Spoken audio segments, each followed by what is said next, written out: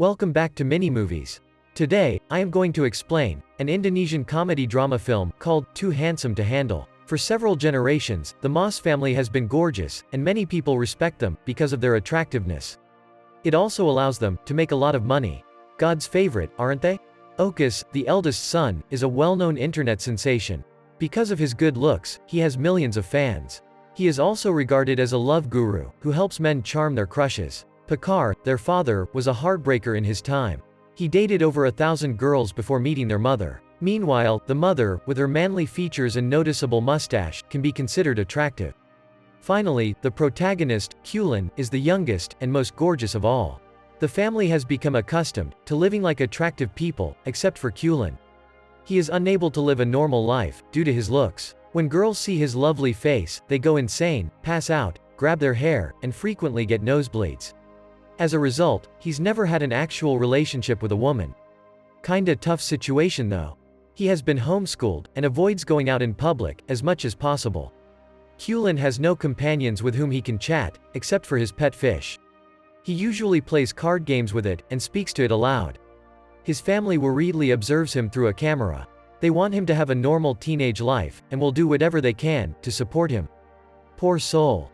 Okus is constantly showing him images of girls to set him up with someone. However, Kulin claims that his ideal girl is someone who dislikes him. He prefers to be noticed for his personality and interests rather than his appearance. Seeking true love, you see? When nothing else works to get Kulin to leave the house, his family takes things a step further. They choose to do fake money problems so that he will join a school. Kulin wakes up one night to drink water. His parents grab the opportunity.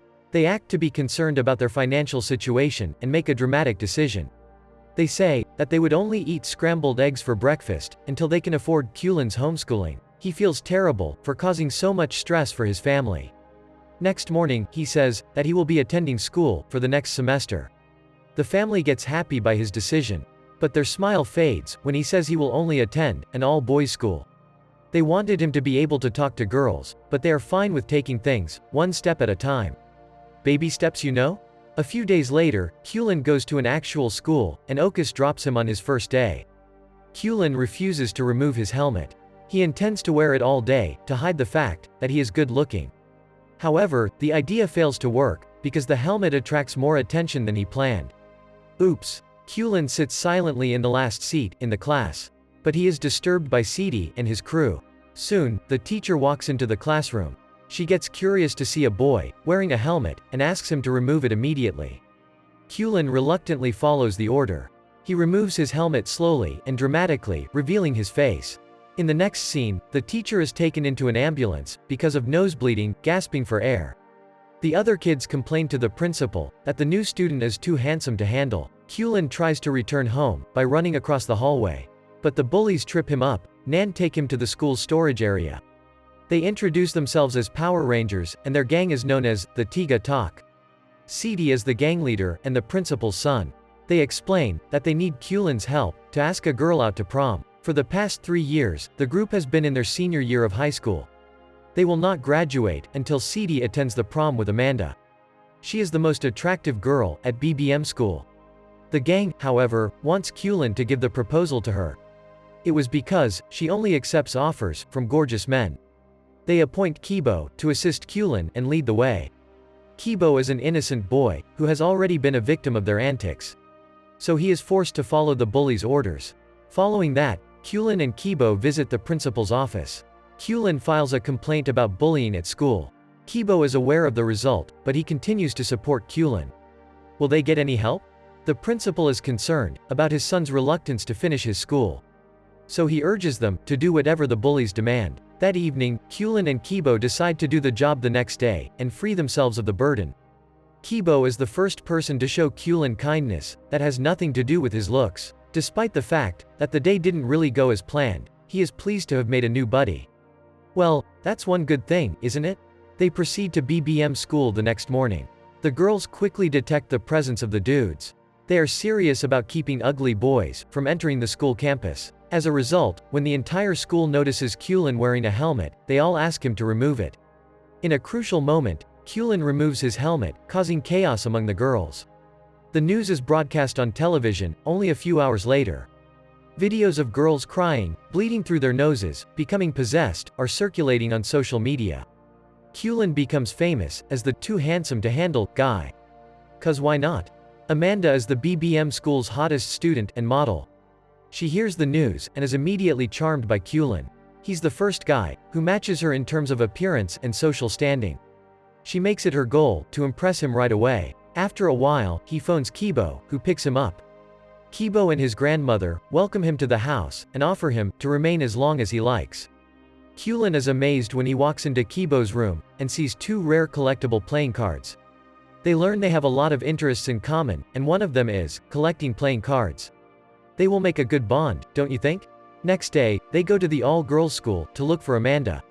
They meet her and deliver the files of the proposal sent by CD. She pretends to be uninterested by Kulin's beauty. But as soon as he leaves, her nose bleeds severely. Great timing. Kulin notices his crush on the stairs. But the other girls around him block him from approaching her. Kibo and Kulin spend the following 3 days together. They became great friends in no time. Kibo brings Kulin to football one day, where he frequently meets his crush, Riri. After the match, Kulin spots the girl from the roof. He couldn't part his gaze from her while she was working at a local shop. Kibo appears at that exact time and introduces Riri to him. Kulin learns that she is also Kibo's crush, as he mentioned before. Oh no, are we in a love triangle? Kulin gets envious of the two, because they appear to be close and couldn't sleep that night. The new emotion took over him, and he recalls that Okus is a love guru.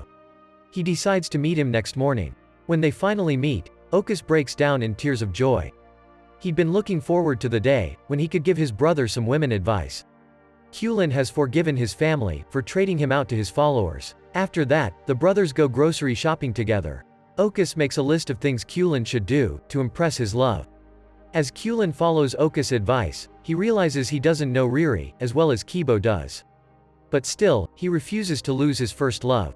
Amanda drops by the boys' school one afternoon. She hands Kulin a birthday invitation and also a phone as a present. Later, Kibo, Kulin, and Riri go to karaoke. Riri and Kulin eventually get to sing together, but her main focus was on Kibo. He quickly notices that she likes Kibo as well, and his heart swells with bitterness. So, while Kibo isn't around, he asks her directly if she has a crush on him. Riri first denies it, but her heart sinks when Kulin lies about Kibo's love for Amanda. His suspicions are confirmed by her expression. Kulin phones Amanda after arriving home, and asks for a favor, to which she cheerfully agrees. Something is fishy. Next evening, several guests assemble at the venue for her birthday. Amanda greets Kulin and Kibo when they arrive. Surprisingly, she appears to be more interested in Kibo than Kulin. She even takes him away to have a private conversation with him. Riri comes to the party at the same moment. Unfortunately, she witnesses Amanda kissing Kibo and runs outside, heartbroken. Kulin takes advantage of her weakness and confesses his feelings. Riri expresses gratitude, but says that she has never considered him more than a friend. At last, Kulin receives nothing in return for working against his single best mate. Additionally, the bullies also witnessed them kissing and got filled with jealousy and wrath. They beat Kibo up for it, while Kulin stands close, afraid to help. Later, he brings Kibo home and helps his grandmother treat his wounds. Kulin realizes he's made a terrible mistake after watching him moan in pain. Too late to realize? Later, Kibo offers Kulin a legendary card from his card collection. Kulin had been desiring it for a long time. But being engulfed by guilt, he admits to everything he has done wrong, up to this point. The betrayal stunned and upset Kibo. He says that he would have left Riri if he had known Kulin's feelings for her. But the words only serve to increase Kulin's pain. Finally, Kibo tells him to leave the house right away. Kulin simply exits, knowing he is in the wrong, and returns home after a month. His family is thrilled, but Kulin isn't that happy. He shuts himself away in his room, refusing to speak to anyone. And most of all, he misses his dearest friend. They occasionally cross paths, but never exchange more than a glance. Kulin's mother is concerned about his well-being at home and approaches him late at night. She gives him his pet fish, which hasn't really died. She also assures him that if he wishes, he can return to being homeschooled. The family only cares about his happiness and is willing to go to any length to ensure it. Kulin is moved by her words and learns that he has supporters in his life. This motivates him to repair the mistakes between him and Kibo. Will he get forgiveness? Next morning, he rushes to Riri and tells her the truth. After that, he goes to Kibo to make amends, but Kibo ignores him. When Kulin presses about Riri, he eventually begins to tell how much he adores her. Kulin reveals that Riri was listening to him on the phone the whole time. As a result, he mends their friendship and returns to being both of their friends. They all go to prom together a few days later, where Riri is Kibo's date and Amanda is Kulin's. As predicted, Kulin and Amanda are crowned prom king and queen. In between the crowd, Kulin overhears a girl say that he is only mildly attractive. He is immediately pulled to her, signaling the beginning of a new relationship. Just as everyone was busy in their city life, a deadly gas surrounds them out of nowhere. To save their lives, they ran up to the top floors of the buildings, waiting to be rescued. Will the rescuing teams reach on time and save the citizens? Or will they end up dying in the midst of the gas?